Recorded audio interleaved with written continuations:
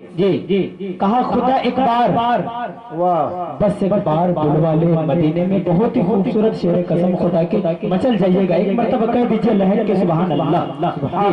کہا کہ خدا ایک بار بس ایک بار بلوا لے مدینے میں, پھر اس کے بعد چاہے دم نکل جائے مدینے میں. کیا کہنا. خدا ایک بار بس ایک بار بلوا لے مدینے میں, پھر اس کے بعد چاہے دم نکل جائے مدینے میں. زمانے میں کہیں بھی آئے اسے ڈر بھی لگتا ہے, زمانے میں کہیں بھی آئے اسے ڈر بھی لگتا ہے. فرشتہ موت کا آئے تو آ جائے مدینے میں, فرشتہ موت کا آئے تو آ جائے مدینے میں. اور جسے دنیا کمانی ہے وہ دنیا میں پھرے در در, جسے دنیا کمانی ہے وہ دنیا میں پھرے در در, جسے جنت کمانی ہے وہ چلا جائے مدینے میں.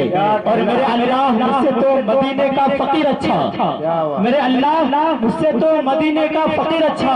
وہ جب چاہے جدھر چاہے چلا جائے مدینے میں, وہ جب چاہے جدھر چاہے چلا جائے مدینے میں. یہ حضرت سامعین و ناظرین ابھی تک تلاوت کلام اللہ اور نعت پاک بڑی ہی زور و شور کے ساتھ سن رہے تھے. اب میں چاہتا ہوں کہ اب اس نعت پاک کے بعد تقریر کی دنیا میں قدم رکھا جائے, لیکن ایک بات بتانا چاہتا ہوں کیونکہ یہی وہ خطابت ہے جنہوں نے دنیا کے اندر ہزاروں گل کھلائے ہیں, کہیں نہ کہیں ہزاروں میدان کے میدان جیتی ہے. یہ وہی خطابت ہے جو ایمان و یقین کی شمع جلائی ہے, یہی وہ خطابت ہے جو رشد و ہدایت کے دریا بہائے ہیں, یہی وہ خطابت ہے جو نبی کی زبان تک پہنچی تو دعوت و ہدایت بن گئی, یہی خطابت ہے جو کسی لیڈر نے اسے اختیار کیا تو ترانہ سیاست بن گئی. جب یہی خطابت جب الگ الگ زمانے میں الگ انداز میں جوہر بکھیرا تو کسی شاعر کو کہنا پڑا کہ خطابت وزن میں آئے تو پھر ہتھیار بن جائے, کبھی نیزہ کبھی خنجر کبھی تلوار بن جائے. گلفسان خطابت کی گلفسانی مسلم ہے زمانے میں, یہ نجاشی کے آگے جعفر تجار بن جائے. یہ حضرت سامعین و ناظرین یہی خطابت پیش کرنے کے لیے اس وقت ایسے مقرر بھی مثال تک پہنچنے کو جرأت کر رہا ہوں اور اس وقت آواز دے رہا ہوں. حضرت مولانا مفتی ثناء اللہ صاحب قاسمی قاضی ہزاری باغ عمارت شریعہ پٹنہ سے اس وقت حضرت والا مائک پہ تشریف لائے, اپنے خوبصورت مواعظ و حوصلہ سے ہم سامعین کو نوازے. بس اس شعر کے ساتھ استقبال کرتا ہوں کہ جہاں تک ہو سکا ہم سے تمہیں پردہ کرایا ہے, جہاں تک ہو سکا ہم سے تمہیں پردہ کرایا ہے, مگر آج وہ تم نے مجھے رسوا کرایا ہے. یوں ہی نہیں آئی ہے چمک تمہاری کے چہرے پر, ہم نے آنا کو تو وقت وفا کرایا ہے. یہ ڈائس پہ تشریف لا رہے ہیں حضرت مولانا مفتی ثناء اللہ صاحب. بسم اللہ الرحمن الرحیم.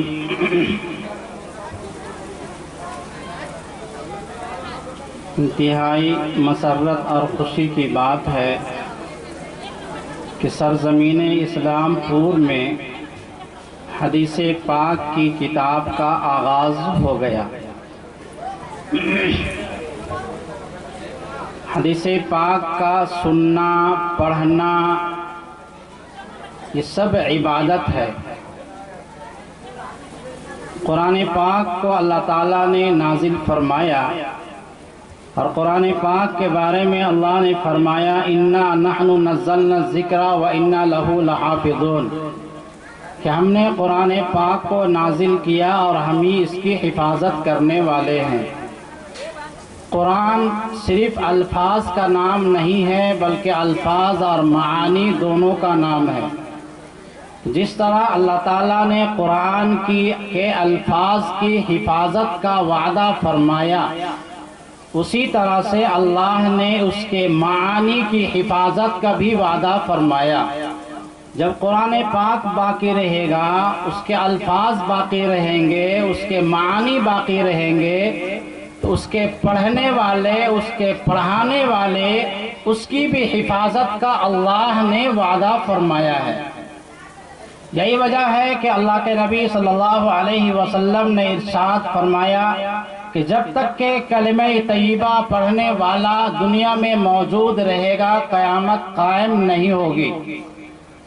اور کلمہ طیبہ کا پڑھنے والا اور پڑھانے والا جب تک کہ علماء موجود نہیں رہیں گے تب تک کہ کلمہ موجود نہیں رہے گا. علماء ختم ہو گئے تو ہمیں کون بتائے گا لا الہ الا اللہ محمد رسول اللہ, ایمان کی حقیقت ہمیں کون بتائے گا. توحید کی حقیقت ہمیں کون بتائے گا؟ شرک کی قباحت ہمیں کون بتائے گا؟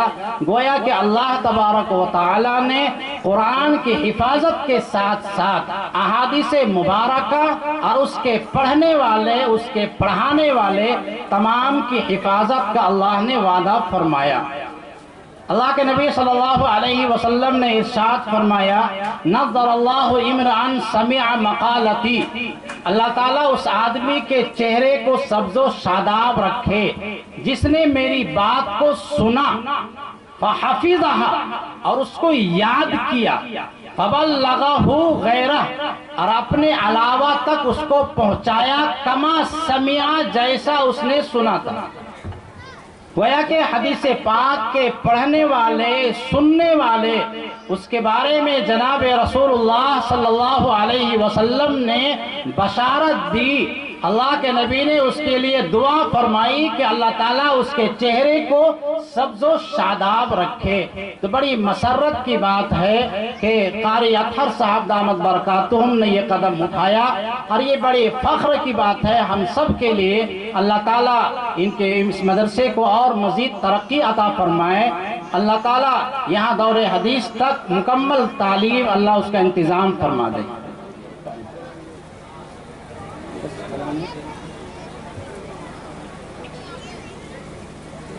یہ جو کتاب میرے سامنے ہے، اس کتاب کا نام ہے ریاض الصالحین۔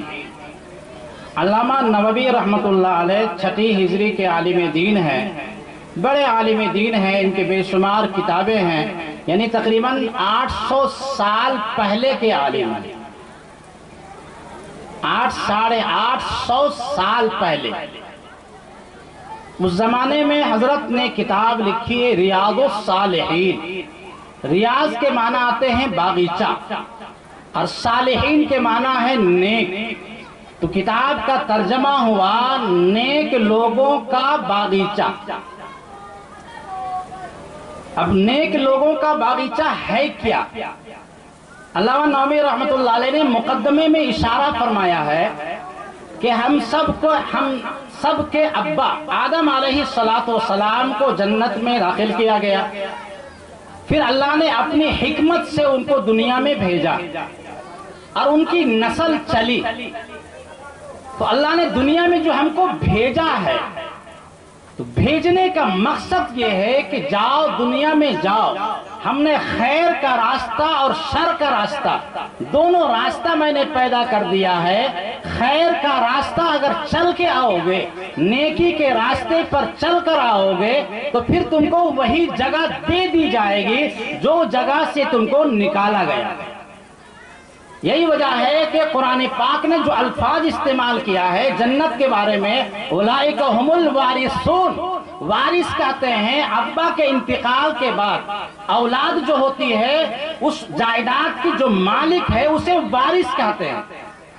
تو اللہ فرماتے ہیں اولئک هم الوارثون الذین یرثون الفردوس وهم فیہا خالدون، یہی لوگ وارث ہیں، وہی لوگ جنت میں جائیں گے۔ کون لوگ جنت میں جائیں گے؟ امام نووی رحمۃ اللہ علیہ نے فرمایا کہ جو میں نے کتاب میں لکھا ہے، باب اول سے لے کر کے آخر باب تک جو عمل کرنے والے ہیں وہی صالحین ہیں، اولئک هم الوارثون، وہی لوگ جنت کے وارث ہیں۔ ریاض الجنہ، ریاض الصالحین، ریاض جو باغیچہ ہے، اس باغیچے کے وارث وہی لوگ ہوں گے جس کتاب پر عمل کرنے والے ہوں گے۔ ہم سب چاہتے ہیں کہ جنت میں جائیں، چاہتے نہیں چاہتے؟ کون کون نہیں چاہتے ہیں؟ جو جنت میں جانا چاہتے ہیں ہاتھ اٹھائیں۔ ماشاءاللہ سب چاہتے ہیں۔ اب سوال یہ ہے کہ جنت میں جانا تو چاہتے ہیں، لیکن جانے کا جو اللہ نے شرط لگائی ہے، ان شرطوں پر جب تک ہم پورا نہیں اتریں گے جنت میں نہیں جا سکتے۔ اگر ہم جنت میں جانا چاہتے ہیں تو ہم سب کو ایک مرتبہ کم سے کم ریاض الصالحین کا جو ترجمہ ہندی میں بھی ہے اردو میں بھی ہے، انگریزی میں بھی ہے، اس کو پڑھنا پڑے گا۔ 1900 احادیث کا انتخاب کر کے امام نووی رحمۃ اللہ علیہ نے اس کتاب کو لکھا ہے۔ 1900 احادیث ہے، ہم پڑھیں اور اس کو پڑھنے کے بعد دیکھیں کہ کیا ہم ان باتوں پر عمل کرتے ہیں یا نہیں۔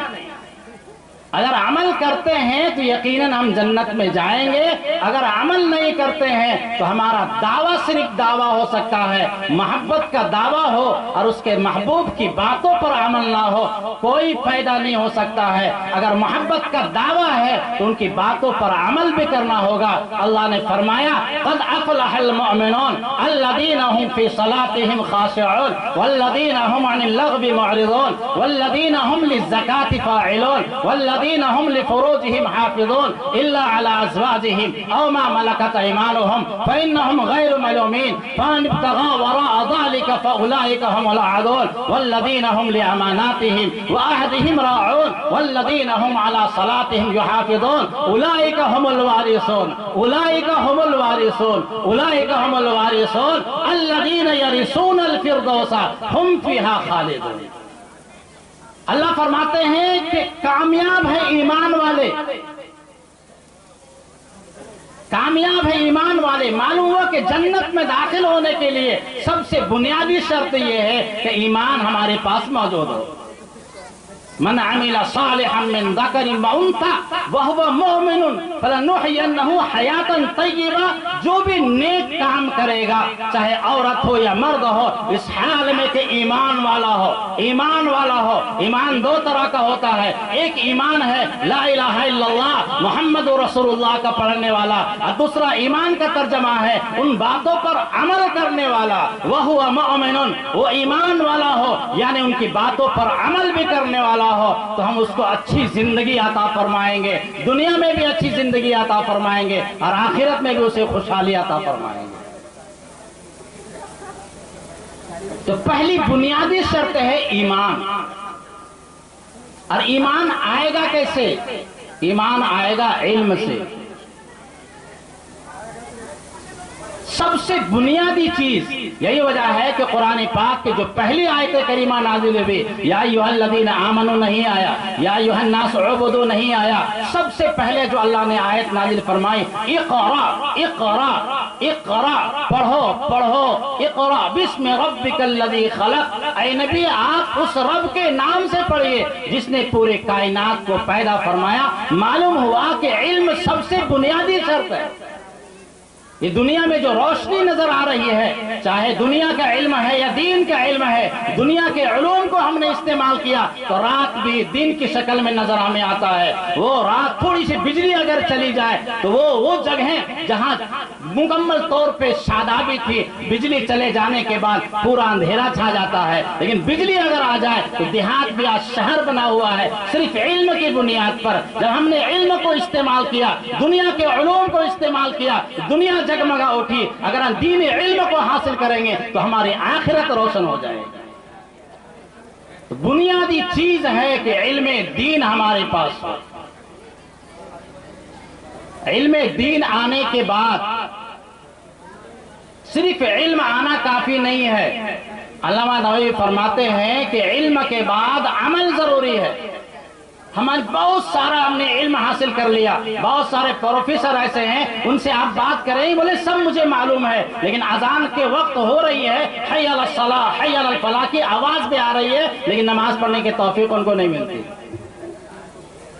تو علم ہونا الگ چیز ہے اور اس پر عمل کرنا الگ چیز ہے۔ اگر عمل بھی ہم کرتے ہیں، بہت نماز ہم پڑھتے ہیں، بہت روزہ ہم رکھتے ہیں، اللہ کے نبی صلی اللہ علیہ وسلم نے فرمایا اب بھی تم کو خوش ہونے کی ضرورت نہیں۔ رات بھر ہم عبادت میں لگے ہوئے ہیں، ہم بہت خوش ہیں کہ ہم جنت میں چلے جائیں گے۔ نہیں، آگے کا مرحلہ ہے الناس کلہم ہالکون، تمام لوگ ہلاک ہو جائیں گے الا العالمون، مگر علم والے، والعالمون کلہم ہالکون، اور تمام علم والے ہلاک ہو جائیں گے الا العاملون، مگر عمل کرنے والے، والعاملون کلہم ہالکون، اور تمام عمل کرنے والے ہلاک ہو جائیں گے الا المخلصون، مگر اخلاص کے ساتھ، للہیت کے ساتھ، اللہ کی رضامندی کے ساتھ عبادت کرنے والے۔ اگر ہم نماز پڑھتے ہیں لیکن ریاکاری ہمارے ذہنوں میں ہے، دکھاوا ہمیں ذہنوں میں ہے، بہت بڑا ہم نے کام کیا، بہت بڑا ہم نے کام کیا ہے، لیکن اگر ہمارے ذہنوں میں یہ ہے کہ لوگ ہم سے خوش ہو جائیں گے، اللہ فرماتے ہیں یہ شرک ہے، الریا شرک خفی، دکھاوا یہ چھپا ہوا شرک ہے، تم نے میرے ساتھ مخلوق کے برابر کر دیا، اس کا مطلب یہ ہوا کہ میرے مقابلے میں کوئی اور بھی موجود ہے، نعوذ باللہ۔ تو بنیادی چیز ہے علم ہونا چاہیے، اور علم کے ساتھ عمل ہونا چاہیے، اور عمل کے ساتھ اخلاص ہونے چاہیے۔ امام نووی رحمۃ اللہ علیہ نے اپنی کتاب کا جو آغاز فرمایا ہے وہ اخلاص سے فرمایا ہے کہ سب سے بنیادی چیز یہ ہے کہ عمل کے ساتھ ساتھ اخلاص ضروری ہے۔ اگر ہمارے ذہنوں میں اخلاص نہیں ہے تو ہم کامیاب نہیں ہو سکتے۔ اب مخلص لوگ بھی بہت خوش ہو جائیں، ہم تو بالکل اللہ کے لیے عمل کر رہے ہیں، بالکل اللہ کے لیے عمل کر رہے ہیں، اور جو بے نمازی ہے اس کے بارے میں تانا دیتے ہیں، ارے یہ تو ختم ہو گیا، ہمارا اخلاص ختم۔ اپنے آپ کو بڑا سمجھنا، بڑا عابد سمجھنا، اور سامنے والے کو حقیر سمجھنا، یہ سب سے بڑا گناہ ہے۔ فرماتے ہیں والمخلصون علی خطر عظیم، اللہ کے نبی نے فرمایا اخلاص سے عبادت کرنے والے وہ بھی خطرناک گھاٹی پہ کھڑے ہیں، جس آن میں ان کے دلوں میں یہ جذبہ پیدا ہو جائے گا، یہ شک پیدا ہو جائے، یہ وہم پیدا ہو جائے کہ میں بہت بڑا عابد ہوں، بہت بڑا اللہ والا ہوں، میں بہت بڑا اللہ میں نے احسان کر دیا ہے، اللہ کے نبی فرماتے ہیں اس کا عمل برباد ہو گیا۔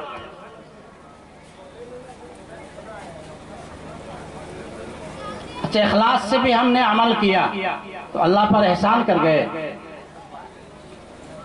اللہ کے نبی نے فرمایا کوئی بھی آدمی عمل صالح کی بنیاد پر جنت میں نہیں جائے گا، جو بھی جنت میں جائے گا وہ اللہ کے فضل سے جائے گا۔ ایمان شرط ہے، عمل صالح شرط ہے، اس کے بعد بھی اللہ مجبور نہیں ہے کہ ہم کو جنتی میں بھیج دے، اللہ چاہے گا تو قبول کرے گا، اللہ چاہے گا تو اٹھا کے جہنم میں بھیج دے گا۔ قاری طیب رحمۃ اللہ علیہ نے ایک واقعہ لکھا ہے، اس میں غور سے سنیے۔ لکھا ہے کہ بنی اسرائیل میں ایک شخص تھا، 500 سال تک اس نے سمندر کے بیچ میں جا کر کے اللہ کی عبادت کی، ایسی عبادت جس میں ذرہ برابر ریاکاری دکھاوے کا شبہ بھی نہیں۔ اللہ تعالیٰ نے وہاں میٹھا پانی جاری کر دیا اور ایک سیب کا درخت پیدا کر دیا تھا، پانی پیتے تھے، ایک سیب کھاتے تھے اور زندگی گزارتے تھے، عبادت کرتے تھے۔ جب ان کا انتقال ہوا، اللہ کے سامنے پیشی ہوئی تو اللہ نے فرمایا جاؤ میرے فضل سے اس کو جنت میں داخل کر دو، جنت کی نعمتیں اسے عطا فرماؤ۔ تو اس بزرگ کے دل میں خیال آیا کہ میں نے 500 سال تک اللہ کی عبادت کی، بالکل اخلاص کے ساتھ کیا، اللہ تسلی کے طور پہ کہہ دیتے کم سے کم کہ جاؤ کم سے کم اس کے عمل صالح کی بنیاد پر جنت میں داخل کرو۔ اللہ تعالیٰ دلوں کے حال کو جانتے ہیں، اللہ نے فرشتوں سے فرمایا جاؤ اسے پکڑ کر کے جہنم کے قریب لے جاؤ، تھوڑی سی ہوا اس کی تھوڑی سی ہوا دے دو۔ جو ہی جہنم کی ہوا پہنچی گلا خشک ہونے لگا، اس نے کہا مجھے پانی چاہیے، پانی۔ ایک گلاس سامنے آیا کہ یہ پانی مجھے چاہیے، کہا پانی ایسے نہیں ملے گا، اسے اجرت عطا کرنی پڑے گی، کہا جو پیسہ لینا ہے لے لو کہ مجھے پانی دے دو۔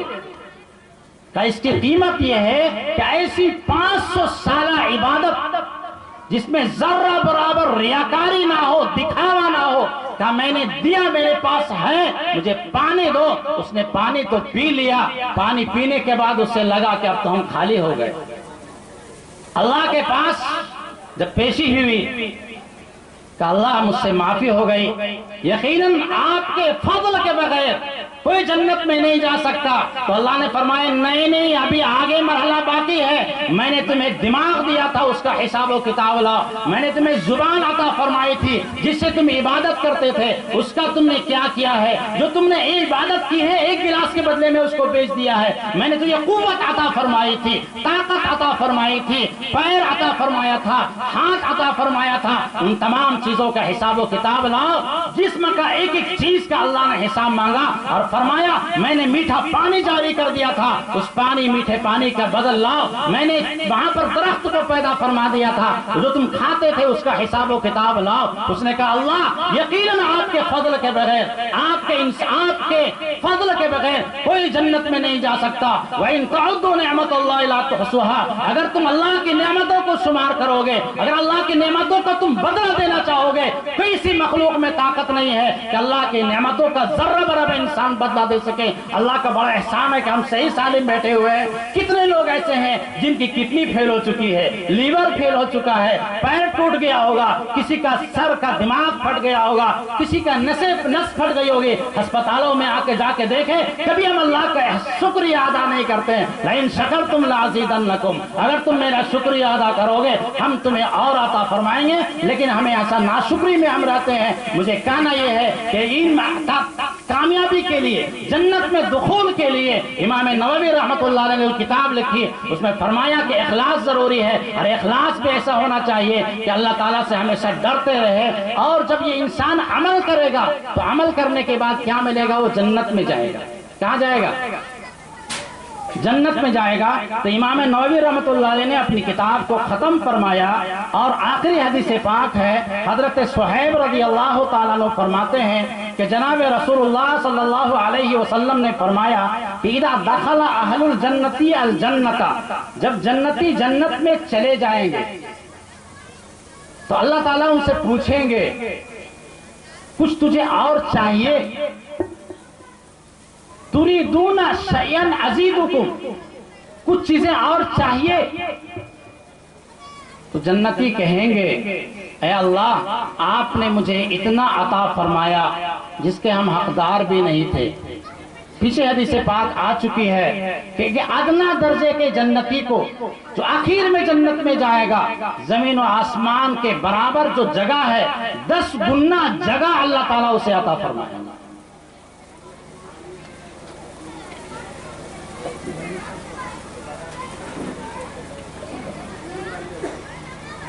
ایک ادنا درجے کے جو آخر میں جنت میں جائے گا, اللہ تعالیٰ ایک جنتی کو زمین و آسمان کے برابر جو جگہ ہے 10 گنا جگہ اللہ تعالیٰ اسے عطا فرمائیں گے. اللہ ہم سب کو جنت میں داخلہ نصیب فرمائے. جنت کی نعمتیں ایسی ہیں, پیچھے حدیث پاک آئی ما لا عین رأت ولا اذن سمعت ولا خطر علی قلب بشر, نہ آنکھوں نے دیکھا, نہ کانوں نے سنا, نہ دل میں گزرا, اتنی نعمتیں اللہ تعالیٰ اسے عطا فرمائیں گے. تو جنتی کہیں گے الم تبیض وجوہنا, یا اللہ کیا آپ نے ہمارے چہروں کو سبز و شاداب نہیں کیا؟ الم تدخلنا الجنت, کیا آپ نے ہمیں جنت میں داخل نہیں فرمایا؟ وتنجنا من النار, اور جہنم سے آپ نے ہمیں بچایا. اتنی نعمتوں کے باوجود اور ہمیں کیا ملے گی؟ تو قاری طیب رحمۃ اللہ علیہ نے ایک حدیث پاک نقل فرمائی ہے جو میری نظر سے گزری نہیں, نے خطبات میں لکھا ہے. اس میں حضرت نے لکھا ہے کہ اللہ فرمائیں گے جاؤ علماء سے معلوم کرو کچھ اور بچا ہوا ہے.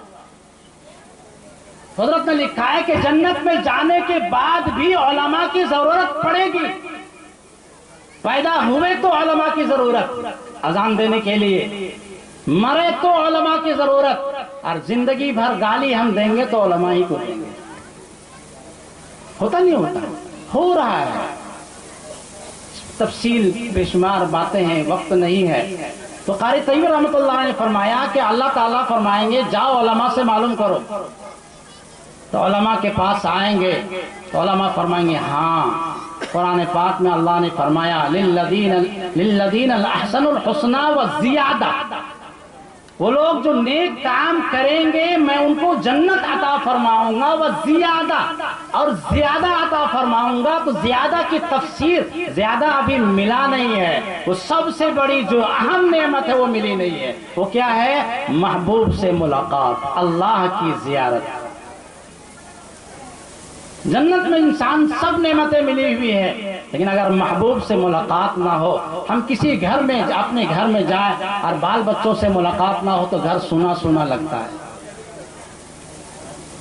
तो जन्नती जब जन्नत में जाएंगे तो इन नेमतों में मगर रहेंगे, लेकिन अल्लाह फरमाएंगे एक चीज बची हुई है। तो उलमा फरमाएंगे वो रुयत बारी है, अल्लाह ताला की ज़ियारत है। चुनांचे अल्लाह ताला फरमाएंगे फयक्शिफुल हिजाबा, अल्लाह ताला पर्दे किब्रियाई को हटाएंगे और हर जुम्मा के दिन अल्लाह ताला अपनी ज़ियारत पर करवाएंगे। हर जुम्मा में एक बाजार लगेगा, जिस बाजार का नाम है बाजार हुस्न। उस बाजार में सिर्फ मर्द जाएंगे, औरतें नहीं जाएंगी। अल्लाह ताला ने जन्नत में जहां पर फितने का कोई अंदेशा नहीं, जर्रा बराबर वहां गुनाह का कोई अंदेशा नहीं, वहां भी अल्लाह ताला ने इख्तिलात को, जमा होने को, मर्द और औरत के बेपर्दगी को अल्लाह ने वहां भी पसंद नहीं फरमाया। मर्दों के लिए बाजार हुस्न है, जब मर्द वहां जाएंगे अल्लाह की ज़ियारत होगी कि जितने खूबसूरत थे उससे 1000 गुना खूबसूरत हो जाएंगे। जब घरों में वापस आएंगे तो औरतें कहेंगी अरे आप तो बड़े हसीनो जमील हो गए, तुम शौहर कहेगा तुम भी उससे ज्यादा हसीनो जमील हो गए। तो औरतें कहेंगे रब ने मेरी घर के अंदर ज़ियारत करवा दी। इतना अल्लाह ताला ने जन्नत में भी औरतों और मर्दों के इख्तिलाफ को नापसंद किया। और आज तो हमारा हाल जो है वो वक्त नहीं है, जो तफसीलात है, जो माशरे का हाल है आप तसव्वुर नहीं कर सकते हैं। तो अल्लाह फरमाए फयक्शिफुल हिजाबा, अल्लाह ताला पर्दे की किब्रियाई को हटाएंगे। फमा ऊतु शयअन अहब्बा इलैहिम मिनन नज़री इला रब्बिहिम, तो तमाम जन्नतियों को लगेगा कि सबसे बड़ी नेमत बाकी थी, जितनी नेमतें मिली हैं सब भूल जाएंगे, सिर्फ इंतजार में रहेंगे कि रब से मुलाकात कब हो, रब से मुलाकात कब हो। जो इतना दुनिया को हसीन और जमील बनाया वो खुदा कैसा होगा, कभी तो हम गौर करें रब हमारा कैसा होगा। लेकिन मुलाकात रब की ज़ियारत कैसे होगी, किन लोगों की होगी कि दुनिया में बदनजरी से बचाएगा, गैर महरमों से बचाएगा, अल्लाह ताला उसी की ज़ियारत करवाएंगे। वजूह यौमइदिन नाज़िरा इला रब्बिहा नाज़िरा, कुछ चेहरे सब जो शादाब होंगे, जो अपने रब को देखेंगे। अगर हम अपनी निगाहों को यहाँ आलूदा गुनाहों से नापाक करते रहेंगे और जन्नत पे चाहेंगे कि रब से मुलाकात हो जाए, नहीं होगी। अल्लाह ताला हम सबको गुनाहों से हिफाजत फरमाए, अल्लाह ताला हम सब के अपने ज़ियारत अता फरमाए। इमाम नववी रहमतुल्लाह अलैह ने आयत करीमा पे ख़त्म फरमाया अपनी किताब को, इन्नल्लज़ीना आमनू व आमिलुस्सालिहात, बेशक वो लोग जिन्होंने ईमान लाया और नेक काम किया, यहदीहिम रब्बुहुम बिईमानिहिम, उनका रब उनके ईमान की वजह से ले जाएगा ऐसे बागात में जिसके नीचे से नहरें जारी होंगी, हमेशा रहने के बागात। दावाहुम फीहा सुब्हानक अल्लाहुम्मा, जन्नती लोग सिर्फ आपस में जब बात करेंगे तो दुआ जो पढ़ेंगे सुब्हानक अल्लाहुम्मा व तहिय्यतुहुम फीहा सलाम, और आपस में अस्सलामु अलैकुम, जब भी मुलाकात होगी तो अस्सलामु अलैकुम व रहमतुल्लाह, अस्सलामु अलैकुम व रहमतुल्लाह कहेंगे। व आखिरु दावाहुम अल्हम्दुलिल्लाहि रब्बिल आलमीन, और जब जुदा होंगे तो कहेंगे अल्हम्दुलिल्लाहि रब्बिल आलमीन। इमाम नववी रहमतुल्लाह अलैहि फरमाते हैं अल्हम्दुलिल्लाहिल्लज़ी हदाना लिहादा, तमाम तारीफ़ें उस अल्लाह के लिए है जिसने हमें इस किताब को लिखने की तौफीक अता फरमाई। फमा कुन्ना लिनहतदिया, हम कभी भी किताब को लिखने की रास्ता हिदायत नहीं पा सकते थे, लौला हदान अल्लाह, अगर अल्लाह के हमें हिदायत ना होती, अल्लाह का फजल ना होता, अल्लाह की रहमत ना होती तो हमें हिदायत भी नहीं मिलती और किताब लिखने की तौफीक अल्लाह न देता तो किताब भी नहीं लिखते। और अल्लाह ताला हमें अगर तौफीक नहीं देता तो किताब को न पढ़ते न सुनते। अल्लाह के फजल की वजह से हम लोगों ने सुना है। व अल्लाहुम्मा सल्ली अला सय्यिदिना मुहम्मदिन व अला सय्यिदिना मुहम्मदिन कमा सल्लैता अला इब्राहीम व अला आलि इब्राहीम व बारिक अला मुहम्मदिन व अला आलि मुहम्मद कमा बारकता अला इब्राहीम व अला आलि इब्राहीम इन्नका हमीदुम मजीद। एक बात जहन में बस आखिरी बात कह के ख़त्म करता हूँ। ये इमाम नववी रहमतुल्लाह अलैह ने हम्द लाया फिर दुरूद लाए। दुआ मांगने का जो तरीका है वो तरीके की तरफ इशारा है। आज जो हम लोग कहते हैं कि दुरूद शरीफ पढ़ लिया जाए, तो पहले हम दुरूद शरीफ पढ़ते हैं। तिरमिज़ी शरीफ की रिवायत में है कि एक सहाबी आए, नमाज पढ़ी और नमाज पढ़ने के बाद दुरूद शरीफ पढ़ी और नमाज मांगी, दुआ मांगी। अल्लाह के नबी ने फरमाया दुआ कबूल नहीं होगी। دوسرے صحابی آئے, انہوں نے نماز پڑھی, اس کے بعد کہا الحمدللہ, اللہ کی تعریف بیان کیا, پھر درود پاک انہوں نے پڑھی, پھر اللہ سے مانگا, فرمایا سل تو مانگ تم کو دیا جائے گا. معلوم ہوا کہ دعا کے آداب یہ ہے, سب سے پہلے اللہ کی تعریف کی جائے گی. یہی وجہ کہ نماز میں پہلے ثنا ہے, اس کے بعد پھر التحیات ہے, پھر اس کے بعد درود پاک ہے. جنازے میں یہی ترتیب ہے, پہلے اللہ تعالیٰ کی تعریف کی جاتی ہے, اس کے بعد ہم درود پاک پڑھتے ہیں, پھر دعا مانگتے ہیں. دعا کا جو اصول ہے, جو طریقہ ہے, اصل یہی ہے, لیکن ہم سب نے اس کو بھلا دیا ہے. امام نووی رحمۃ اللہ علیہ نے اسی کی طرف اشارہ فرمایا. اللہ تعالی ہم سب کو عمل صالح کرنے کی توفیق عطا فرمائے. وآخر دعوانا ان الحمد للہ رب العالمین.